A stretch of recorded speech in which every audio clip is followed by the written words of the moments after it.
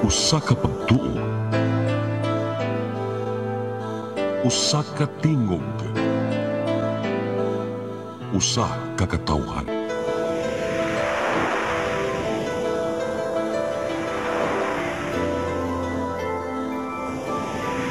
Cebu Catholic Television Network.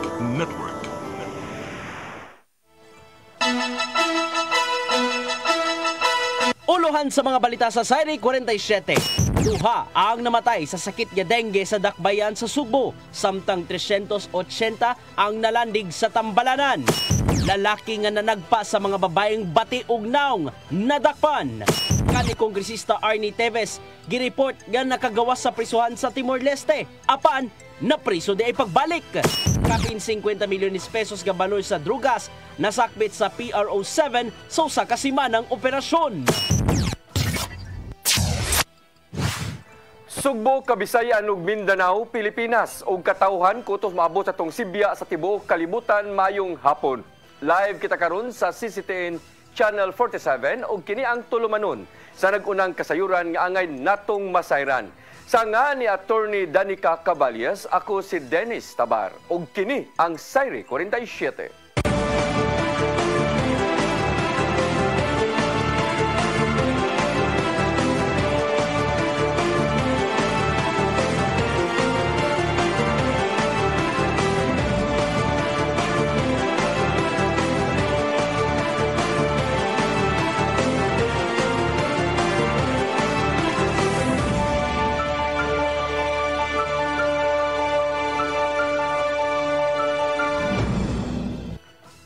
Ug karon sa kumpletong detalye sa atong mga balita, Cebu City Health Department nakatala na og duha ang patay sa sakit nga dengue ning tuiga subay ning ting-uwan sa syudad.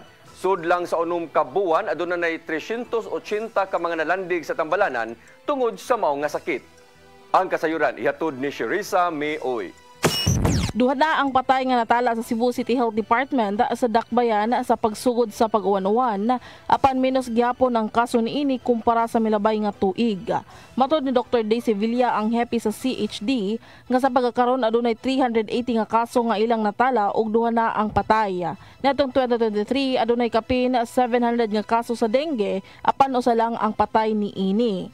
Apan sa milabay nga duha ka tuig, mas ubos kini itandi sa 2022 nga datos nga miabot sa kapin 2,000 nga kaso ang natala ug kapin 5 ang patay nga naigo sa dengue.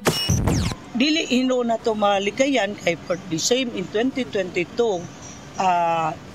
mas kuan na tong patay I think 2,000 kapin sa datong kaso. Klaro ni Villa ang usa sa rason nga makabsan gyud sa kinabuhi ang usa ka dengue patient mao ang paglangay-langay sa pagdala sa pasyente ngadto sa Tambalanan o sentro. Kani giawag niya ang publiko nga dili magpanuko og duol sa sentro aron nga dali nga matiman ang pasyente ilabi na sa sagada ang mga sentro karon sa syudad aduna nay mga doctors, nurses ug uban pa nga medical staff. But karon na minus mangani pero natural kana laging maglangay-langay. So ato jud i-encourage ang mga katawhan nga as much as possible kung naa natay mga simptomas nga kinahanglan nato atimanon kanang hilanat dili gyud ta kanang panuko og duol sa sentro.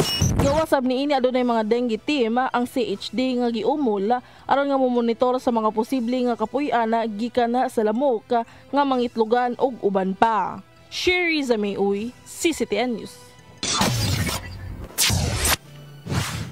Mupahigayon og libreng tuli ang Lapu-Lapu City sa mga upunganon matag Biyernes sa tibok buwan sa Hunyo. Karon nga nagbakasyon ang mga tinun-an. Gisugdan na ang libreng tuli sa Olango Island ug 936 ka mga bata ang natuli. Sugod karong Hunyo 14 ang serbisyo itanyag na usab sa mainland sa Hoops Dome ug gilauman nga makatuli og 1,000. Mato ni Dr. Agnes Cecile Realiza, pangu sa City Health Office, nga ang pagpatuli dili lang sa physical health sa mga bata, aron nga malikay sila sa impeksyon, apan mahinungdanon na sab kini sa ilang psychological health.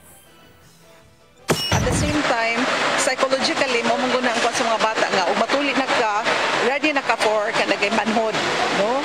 Doon malikay po po sa mga kantyaw po sa ubang mga bata no kailahi namang gud og matulik na gyud. Lalaking nanagpa og tulo ka mga babay sa managlahing lugar sa dakbayan sa Sugbo nadakpan sa Abiliana Police Station.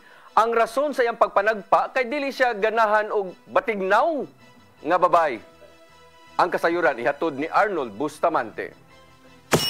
Na-black eye kining usa ka lalaki human tabaging kulata sa mga standby sa Dalan B. Rodriguez sa Dakbayan Sugbo alas 8 natong Domingo sa gabi sa dihang gireklamo ni sa usa ka babae nga gisagpa matud pa niini sa walay igong hinungdan.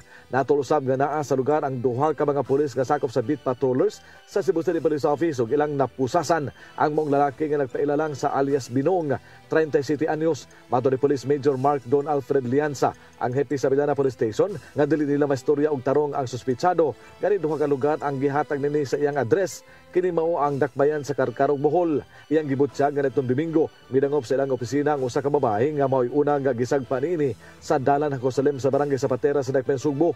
Wala masayad ang biktima nganong gikalitan siya sagpa ug pila ka gutlo laing babae no sab ang miabot sa police station og mipahibaw nga gisagpa usab siya sa usa ka lalaki sa may Osmeña Boulevard duol sa Department of Health.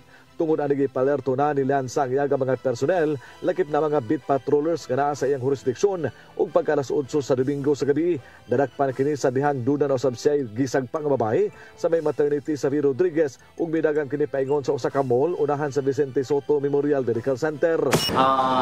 Ingani mo gud ang nahitabo ang first victim nato ni Aring sa kuan gisumpag daw siya diri dapit sa may Jerusalem diri sa Arms Court.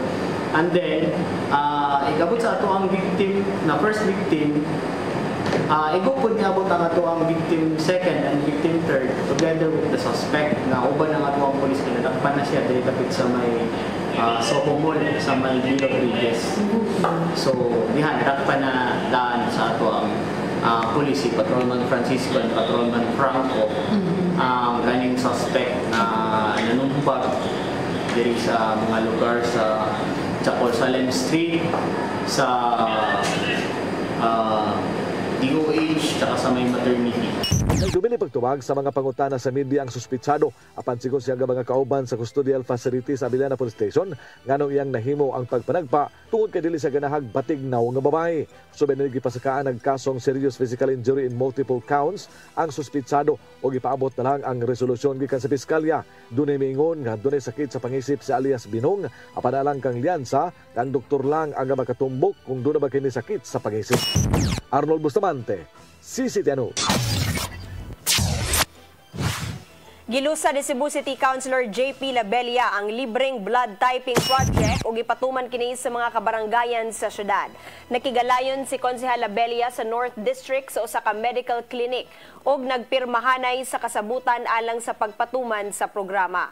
Mato ni Labelia nga kinahanglanon ang libreng blood typing aron ang matag usa masayod sa kahimtang sa ilang dugo. Ilabi na nga kinahanglanon ang blood type aron makahatag og dugo sa uban o di baka makadawat og dugo kung makasugakod og mga aksidente. Mao ang awhag ni Labelia sa publiko nga pahimuslan ang ilang proyekto kay maggamit ang blood type panahon sa emerhensiya. There are a lot of different medical laboratories that are really high priced, mahal dyan kayo siya. So, ako pasalamat po sa Angkor Lab na your prices are not so high and at the same time this could also help a lot of people. Gobernador Gwendolyn Garcia midapit sa mga opisyal gikan sa nasod sa Russia nga motambong sa gihimo nila nga International Summit sa Sugbo. May tabo kini karong Agosto isip kabahin sa founding anniversary sa probinsya. Ang kasayuran hihatod ni Gian Navarro. Nakita ni Gobernador Gwendolyn Garcia ang interes sa mga opisyal sa Russia nga magbutang na sa ilang negosyo kon investment dinhi sa Sugbo. Human siya nakabalik gikan sa siyam kaadlaw nga business trip, gibutyag ni Garcia nga gidapit nila ang mga opisyal gikan sa St. Petersburg sa Russia nga mobisita sa Sugbo. Giawhag nila ang maong mga opisyal gikan sa tourism, medical, transportation ug ubang sektor sa pagtambong sa ipahigayon nilang International Summit karong Agosto. Mato ni Garcia nga sa maong tigom nga may tabo dungan sa founding anniversary celebration sa lalawigan, masayod usab sila sa mga technology ug innovations nga mahimong mapahimuslan sa Sugbo. We are looking at hosting them. The St. Petersburg government, of course, but not only the government officials, we are also expecting representations from the tourism industry and the medical industry, as well as business. We hope to be able to get representation from the Federal Aviation Transport Authority of Russia.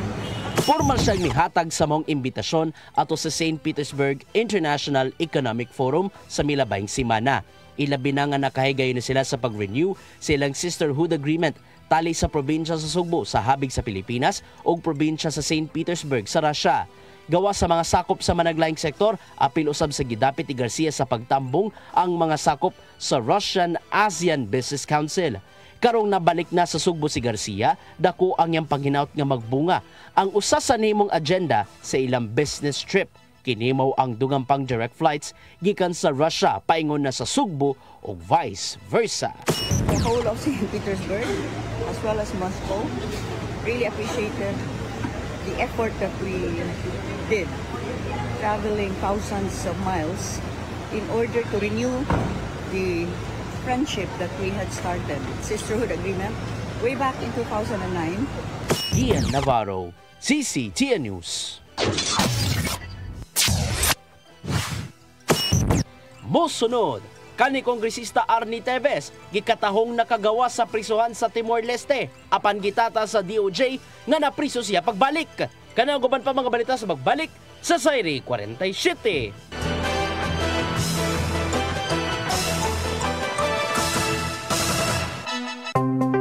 Discover the beauty of the Philippines.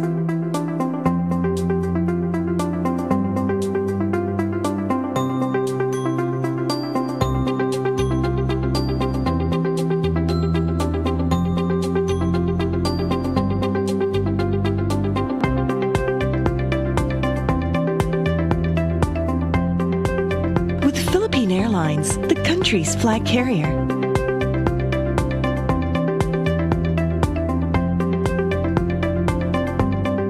The airline that lets you feel the warmth of the nation.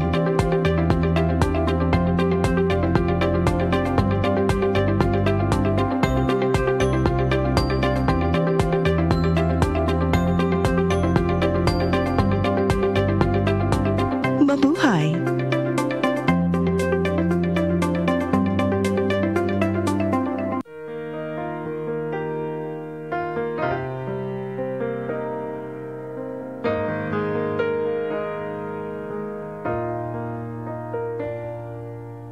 Heal me, O Lord, and I will be healed.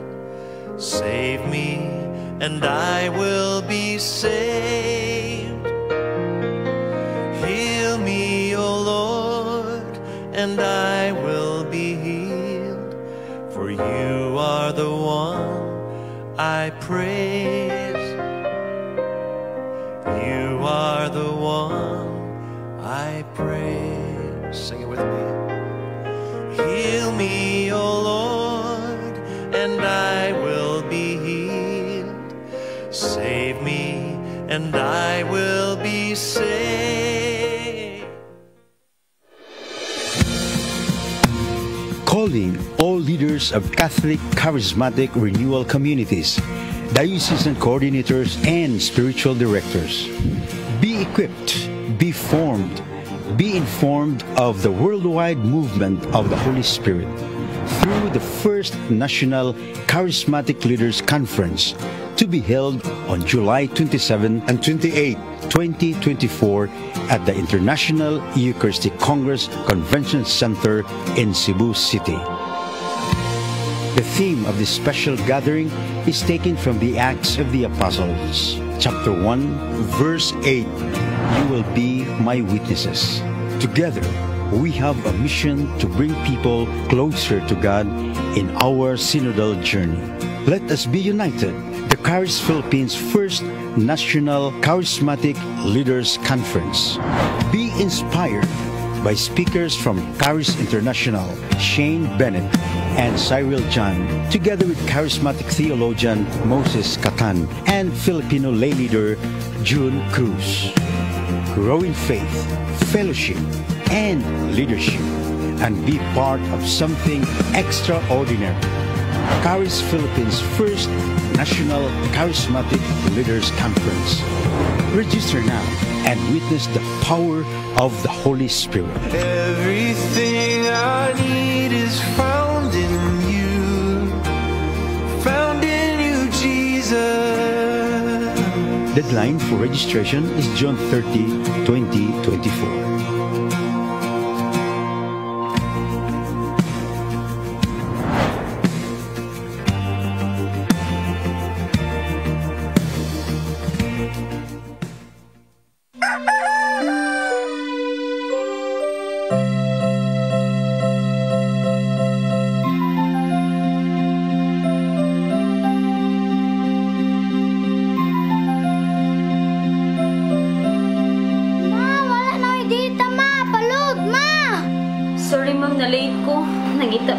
Para internet sa kong anak, ma'am.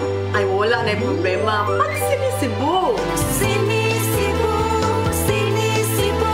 For your internet connection. And for the signal of your cable TV.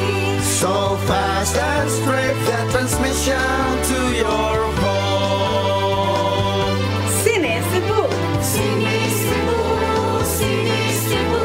Offers you to have fiber optics.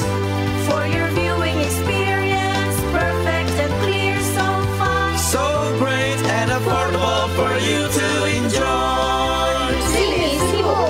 Sinisibu Television Network Incorporated offers fiber to the home broadband internet bundled with fiber to the home cable TV connection.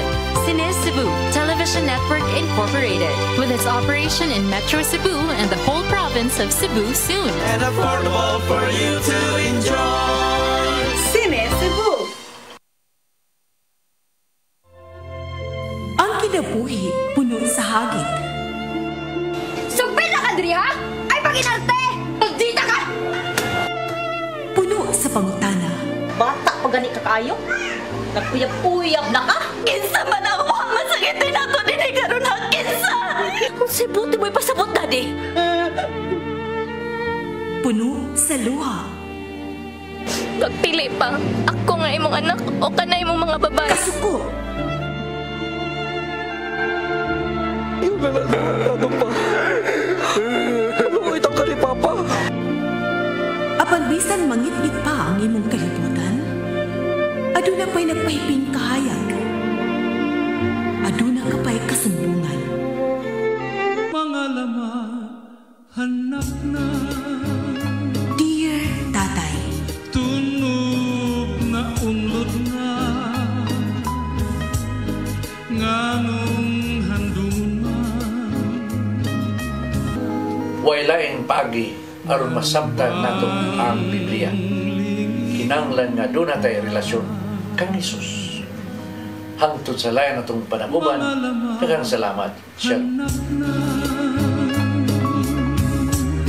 Tunog na unlod na.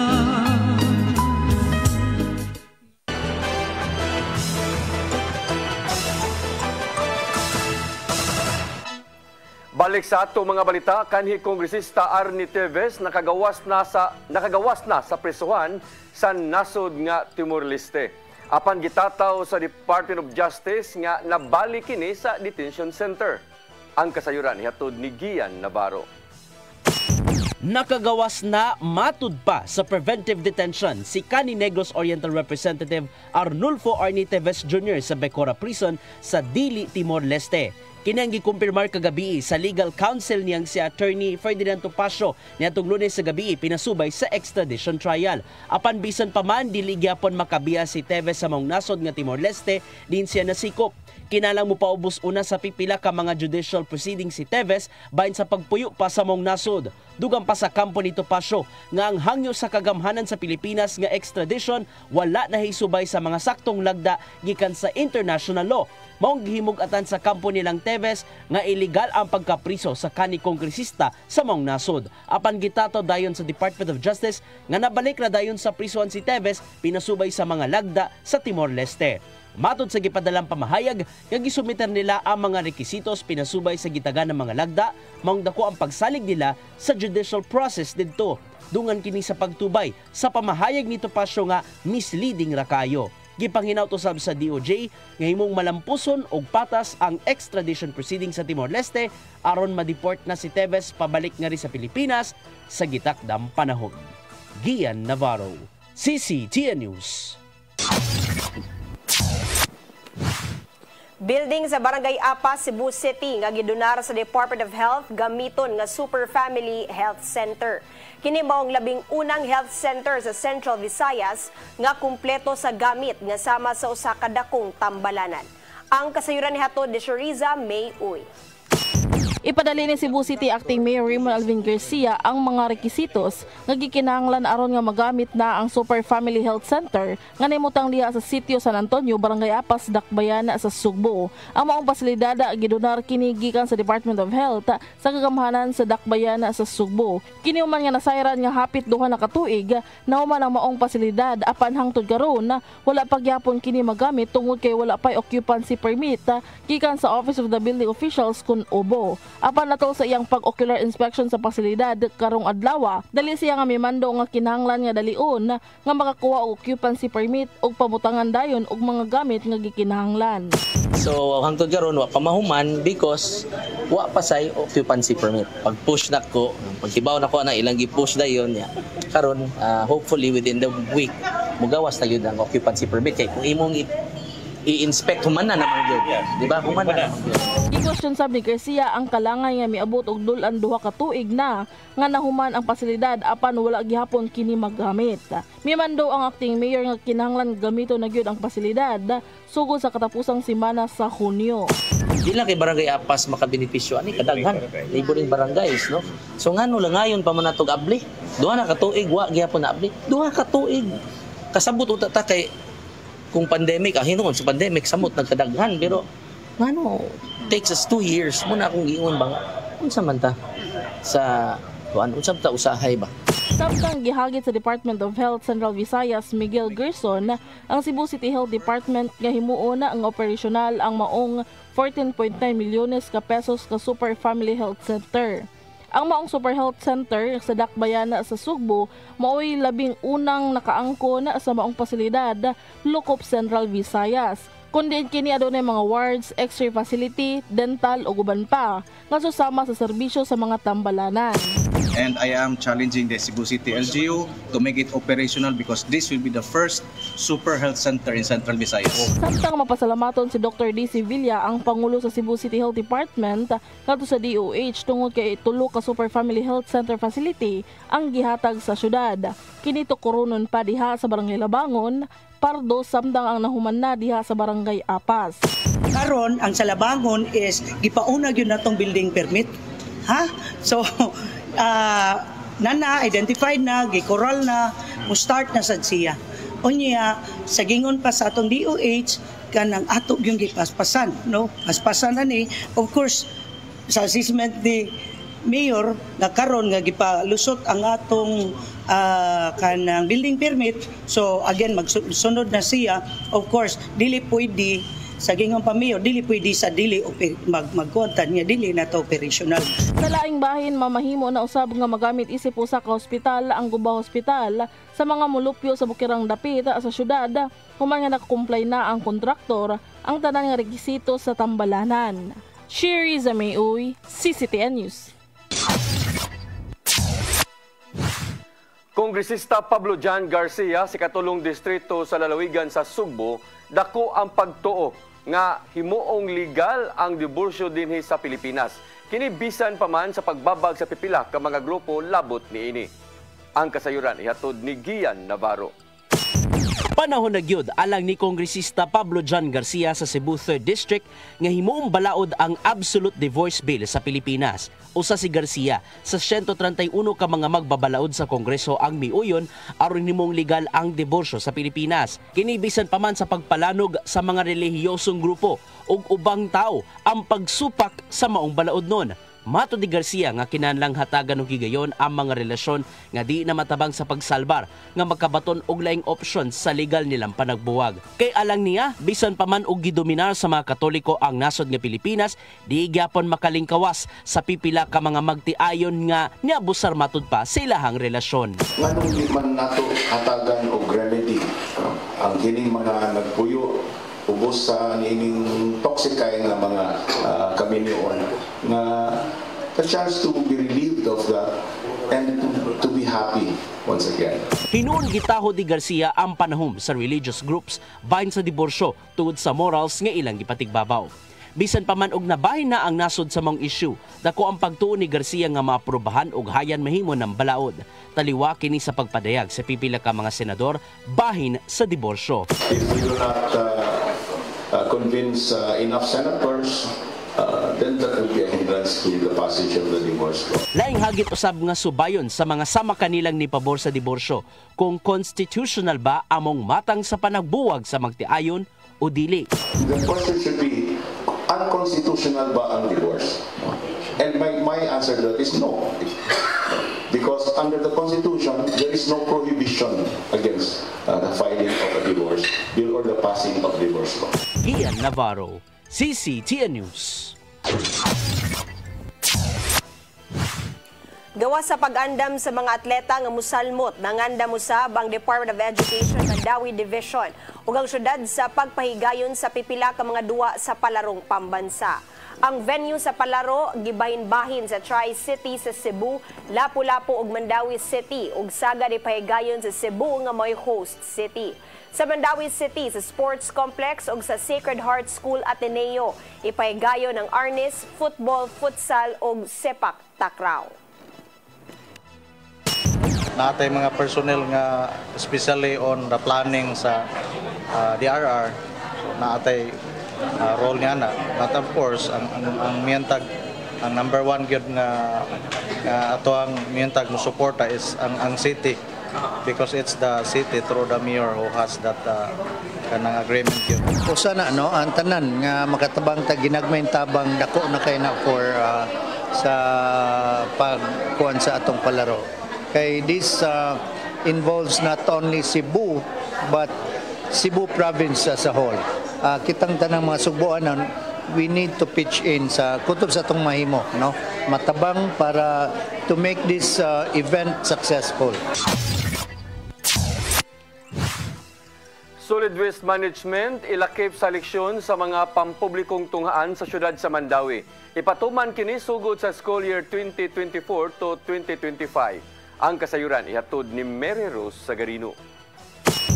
Kaganinang buntag gilusad sa Department of Education o kagamhanan sa syudad sa Mandawi ang pag-integrate sa konsepto sa solid waste management sa school curriculum. Gipasabot nga ilakip lang kini sa leksyon og dili magdugang og subject bahin niini. Mahimo kining ilakip sa mga subjects nga mohaom ang solid waste management sama sa social studies, din ma-integrate ang responsibilidad sa mga estudyante isip usa ka maayong residente. Makakatuno sab ang mga tinun-an bahin sa social, economic ug geographic prospects sa pagdumala sa basura. Naglakip sa waste generation patterns ug waste management system sa nagkadaiyang nasod. Sa mathematics, diin makakaton ang mga tinun-an sa gidaghanon nga makolekta ang mga basura ug mga benepisyo sa waste reduction o recycling. Gawa sa social studies ug math, mahimo usab kining i-integrate sa science, mga practical activities ug projects ug research assignments. Gihimugatan nga importanteng sayo matudluan ang mga kabatanunan bahin sa solid waste management.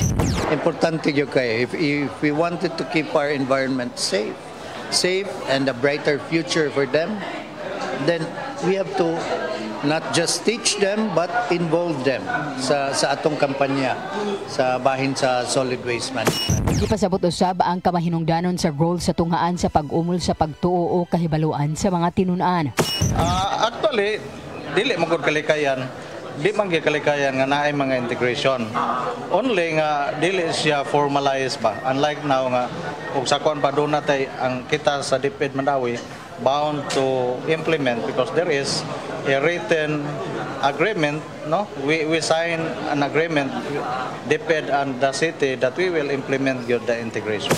Matod sa DepEd nga ipatuman ang integration sugod sa school year 2024 to 2025. Mary Rose Sagarino, CCTN News.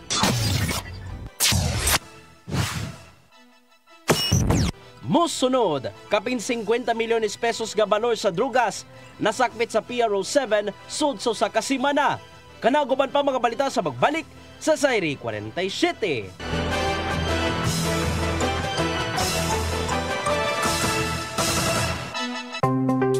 Discover the beauty of the Philippines.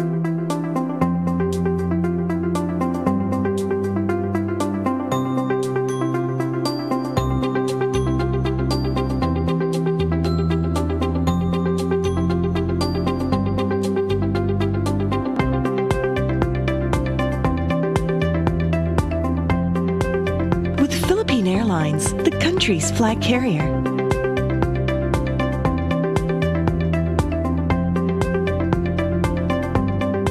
The airline that lets you feel the warmth of the nation.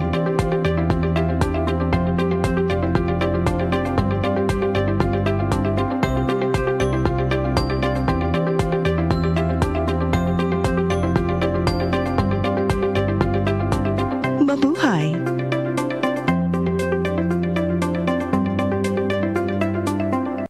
Be equipped, be empowered, and be informed. Caris Philippines. 2 national events will be held in Cebu City this year. First is the Caris National Leaders Conference, a gathering of spiritual directors, diocesan coordinators, and all leaders of charismatic communities on July 27 and 28, 2024 at the IEC Convention Center. For this first ever gathering of Caris Philippines leaders, Moses Catan and June Cruz will be joined by renowned Caris international speakers Shane Bennett and Cyril John. The event will be hosted by Couples for Christ in Cebu with the theme, You Will Be My Witnesses, Acts chapter 1, verse 8. Registration is now open for the July 27 and 28 Leaders Conference. Come October 4, 5, and 6, another gathering will be held in Cebu City, the first National Caris Conference, which is open to all charismatic communities, realities, and expressions. Hosted by the Brotherhood of Christian Businessmen and Professionals, the event will have interesting workshops and topics to help us grow in our various charismatic gifts and charisms. Watch out for more details about this event from our host BCBP in the coming days. Meantime, let's be ready to join these gatherings and pray for the outpouring of the current of grace in the Philippines.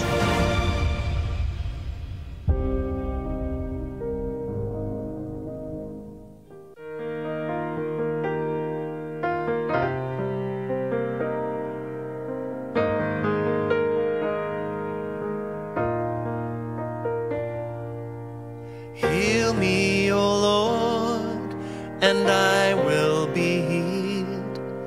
Save me, and I will be saved. Heal me, O Lord, and I will be healed. For you are the one I praise. You are the one I praise. Sing it with me. Heal me, O Lord, and I will be healed.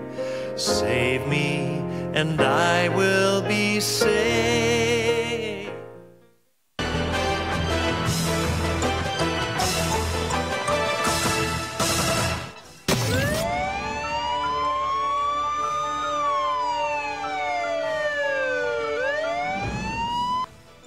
Balik sa ato mga balita, kapin 50 milyones nga kantidad sa ilegal nga drugas nasakmit sa kapulisan sa Central Visayas. Dulaan 700 ka mga suspek ang nadakpan sa 7 kadlaw nga anti-criminality operations. Ang kasayuran ihatod ni Arnold Bustamante. Sunod lang sa 7 kaadlaw ang kapulisan sa Central Visayas sa kasakmit na og kapin sa 50 milyones ka pesos nga balor sa illegal nga drugas ug pagkasikop sa 689 ka mga suspitsado sa data nga gipahibaw sa PRO 7 gikan sa Hunyo 2 ngadto sa 9, 2024 nakasakmit sila ga 7,558.88 gramos nga gituang shabu nga doon standard drug price nga 51.4 million pesos nga may resulta sa pagkasikop sa 208 ka mga drug personalities gawas kampanya sa illegal nga drugas nakasakmit usab ang kapulisan og 287 ka mga sugarol ato silang pangingusog sa kampanya batok sa illegal gambling operations sa Tibok Region 7. Diin sa maong operasyon nakasakmit sila ga 27,689 pesos isip sugal samtang sa resulta sa gilusan nga Oplan Katok og kampanya batok loose firearms nakaembargo ang kapulisan og 120 ka mga unregistered firearms ug pagkasikop sa 33 ka mga individual human makuhayo og armas silang kaugalingon. Wala sa magpaulahi ang ilang pagpangita sa mga wanted persons ngadto na mga pending warrant of arrest nga gi-issue ang korte sa lain-laing kaso nga giatubang di nakadakop sila og 152 ka mga akusado. Din siyam niini giilang nga mga most wanted person. Si Police Brigadier General Antonio Aberin, hepe sa Police Regional Office 7, nidahig sa mga personel nga walay hunong sa kampanya batok krimen aron mapabiling malinaw ng Tibok Central Visayas. Una nang gibutyag si Police Lieutenant Colonel Jared A. Spilare, ang spokesperson ni Aberin, nga daghan gihapon ang illegal nga drugas ang mosulod sa Sugbo kini tungod kay giila ang Central Visayas nga transshipment sa supply sa illegal nga drugas alang sa mga kasikbit nga probinsya ug rehiyon sa Kabisayan ug apil na ang Mindanao. Arnold Bustamante, CCTV. Lapu-Lapu City Police Office nakasakbit og sobra tunga sa milyon nga balor sa shabu sa atol sa tulo ka adlaw nilang operasyon. Niresulta kini sa pagkasikop sa 37 ka mga nakalapas sa balaod. Ang kasayuran ni hato ni Crystal Joy Pelerca. Nakasakmit og sobra tunga sa milyon nga gidudahang shabu ang Lapu-Lapu City Police Office sa tulo ka adlaw nga simultaneous anti-criminality law enforcement operation kun sa Cleo nga gipahigayon niadtong Hunyo 7 ngadto sa 9. Sa padayon nga pakigbatok sa illegal nga drogas nasikop sa kapulisan ang usa ka high value individual ug 11 ka mga street value individual. Nakuha gikan kanila ang 83.98 grams nga gidudahang shabu nga adunay standard drug price nga 571,064 pesos. Samtang sa operasyon sa illegal gambling na aresto sa kapulisan ng 11 ka mga sugarol ug kapin 2,000 nga kwarta sa sugal. Dugang paniini malamposon usab nilang nasikop ang 14 ka mga ordinary wanted persons nga adunay mga court ordered warrant of arrest. Atol usab sa maong operasyon nakaembargo ang kapulisan og 6 ka mga armas nga walay lisensya. Sa laing bahin kagahapong adlaw nagpahigayon og panagtigom si Lapu-Lapu City Mayor Junior Dahongchan kauban ang mga hepe sa matag police stations. Kung diin gipaabot sa mayor ang iyang pagdaig sa sagunson nga malampusong pagkasakmit sa mga binulto nga illegal nga drogas nga buot ipasulod sa dakbayan. Samtang isip bag-ong nilingkod nga chairman sa Regional Peace and Order Council sa Rehiyon 7, lakip sa ilang gituki mao ang pagpalapad sa ilang serbisyo aron mamintinar ang kahapsay ug kalinaw sa syudad. Crystal Joy Pelerca, CCTN News. Duha ka high value individual nga nakuhaan og dulan sa 600,000 ka pesos nga kantidad sa gituoang shabu nasikop sa kapulisan sa dakbayan sa Mandawi. Ang kasayuran ihatod ni Mary Rose Sagarino. Sa managlahing buy-bust operation atol sa simultaneous anti-criminality law enforcement operation kun sa Cleo, nasakmit sa mga operatiba sa Mandawi City Police Office ang kapin 85 gramo sa gituuhang shabu nga gibanabarang mobalor og 578,000 pesos. Ang maong ginadiling drogas nakuha gikan sa duha ka high-value individual nga giila nga si alias Joseph, temporaryong nagpuyo sa barangay Alang-Alang sa Mandawi ug alias Glenn, residente sa barangay Subangdako sa susamang syudad. Si Joseph nasikop kagahapon sa kadlawon human kini nakuhaan og 60 gramo sa shabu nga adunay standard drug price nga 408,000 pesos. Samtang niadtong Biyernes sa gabi nadakpan usab si Glenn di nakuha gikan kaniya ang moabot sa 170,000 pesos nga kantidad sa illegal nga drogas. Si Glenn gikonsidera nga high value individual top 10 sa regional level. Ang mga suspek ana sa kustodiya sa kapulisan ug magatubang og kasong kalapasan sa sections 5 ug 11 sa Republic Act 9165 o Comprehensive Dangerous Drugs Act of 2002. Gidayeg ni Police Colonel Julio Sagandoy ang City Director sa MCPO ang mga personahe alang sa maong malampuson nga operasyon. Panigurado ni ini ang padayon nga anti-criminality operations ug pagpanalipod sa komunidad gikan sa makadaot nga epekto sa illegal nga drogas. Mary Rose Sagarino, CCTN News. Nagbilin og 20,000 pesos nga danyos ang sunog sa usa ka car shop sa Sitio Radar, Barangay Babagdos, Dakbayan sa Lapu-Lapu. Mato de FO3 Jopet Obinya, fire investigator, nga sa wala pang insidente, adunay hot work operation ang car shop. 2 metros ang gilayon gikan sa nagwelding, nabantayan ni Claudio Pasigna, 58 anyos, nga nagkayo na ang pultahan sa sakyanan, apil ang foam o tarpaulin nga gitambak sa likod sa shop. Gidugang ni FO3 Obinia nga dili ra hinuon dako ang kayo apan nakaangkon og gamay nga paso sa iyang wala nga braso ang welder nga nisuway og paong sa kayo pinaagi sa pagbubo og tubig. Kung ang welding distansya gid siya marag 2 meters lagi. Nawa sa kabantay ba nga ang kuan siguro ang debris wala sa di abot na siguro dito sa tikas. Mato dolbo. Samtang sa laing balita, midahili ang mga bato paingon sa karsada human natipak og nabungkag diha sa barangay Pulang Bato ning Dakbayan sa Sugbo. Pasado alas 5 sa buntag midahili ang bato human masinati ang mga pag-uwan sud sa pipila ka mga adlaw. May na lang nga way tawo nga nadamay sa maong panghitabo og layo ra usab kini sa mga Pinoyanan sa lugar. Na-report na sa barangay ang maong hitabo ug nagpaabot na lang og clearing operations.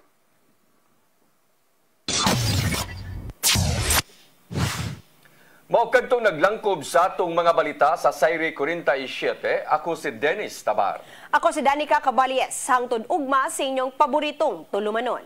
Sayre 47.